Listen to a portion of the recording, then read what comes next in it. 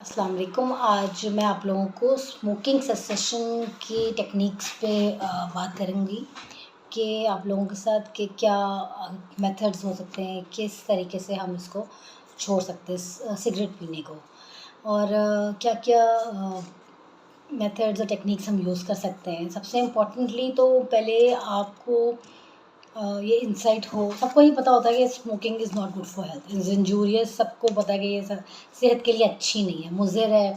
क्यों नहीं अच्छी? सबसे इम्पोर्टेंट बात कि ये फेफड़ों को ख़राब करती है। सबसे बड़ी बात कि जैसे इसका धुआं और इससे जाने वाली अंदर निकोटीन केमिकल, ये दोनों चीज़ें फेफड़ों को मुकम्मल तौर पे ख़त्म करने या ख़राब करने के लिए बहुत बड़ा ज़रिया है।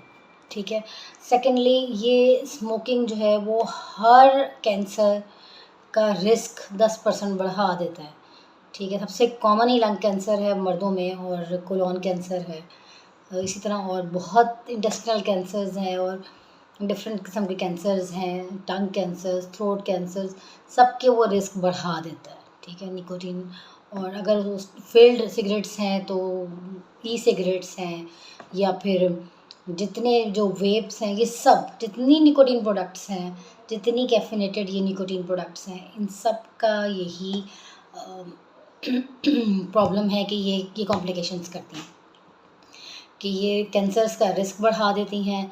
ये निकोटीन के टॉक्सिसिटी के जो सिम्टम्स हैं, जिसमें कि कॉन्स्टिपेशन, जिसमें कि निकोटीन से कुछ लोगों को डायरिया हो जाता है ज़्यादा, और ना लेने से कॉन्स्टिपेशन, और विड्रॉल इफ़ेक्ट होता है, एडिक्टिव इफ़ेक्ट होता है बॉडी में, हाइपरटेंशन होती है, हार्ट रेट इंक्रीज़ हो जाता है, और लड़कों को या लड़कियों को एक किक सी मिलती है जो कि उनको मोटिवेट करती है डिफरेंट तरह के इश्यूज़ में।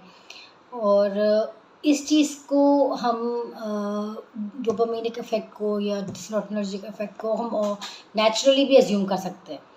तो हमें इसको छोड़ने के लिए सबसे पहले तो खुद इंसाइट लानी कि हमें इसको छोड़ना है, ये सही नहीं है। ठीक है। उसके अलावा ये स्ट्रोक और पैरालिसिस और हार्ट के जितने कंडीशंस हैं उसमें ये बहुत सबसे बड़ी कॉजेटिव फैक्टर है। ठीक है। और इसके अलावा हम इसको छोड़ने की सबसे पहले जो हमें जिसने भी छोड़ना है उसने सबसे पहले उसके लिए एक डेट डिसाइड करनी है, और डेट जो है वो करीब करीब 1 हफ़्ते या 2 हफ़्ते के अंदर अंदर की हो। आप डिसाइड करेंगे मैंने ये डेट लेनी है, और फिर उस डेट के हिसाब से दिन और टाइम तय करके आपने अपने दोस्तों और फ्रेंड्स सर्कल सबको बता देना है कि मैं छोड़ने लगा हूँ, और जो करीबी लोग जिससे आपसे डिस्टर्ब हैं। उसके बाद आपने उस डेट के बाद आपने ये तय कर लेना है कि मैंने अब इसके साथ इसके ना पीने से जो सिम्टम्स हैं, ऐसे नहीं हो सकता कि आप अभी कभी 1 पी लें, कभी 2 पी लें, कभी 3, और आप 20-20 पीने वाले चेन स्मोकर, और आप कहें कि जी मैं नहीं पी रहा। ऐसा नहीं है कि आप कभी कभी पीते रहें, आपने मुकम्मल तौर पे छोड़नी है। दूसरी बात ये कि आपने डिस्ट्रैक्शन, जब आपको सिम्टम्स हों आप डिस्ट्रैक्शन करें, एक्सरसाइजेस करें, जिम जाएं, या वॉक, ये जो गार्डन है या बाग में या ट्रैक पे वॉक करें, जो डीप ब्रीदिंग एक्सरसाइजेस करें, मेडिटेशन करें, योगास करें। और उसके अलावा आप इसके जो निकोटीन पैचेस होते हैं वो यूज़ कर सकते हैं टेम्परेली, बिफोर लीविंग और after you have left with this cigarette smoking.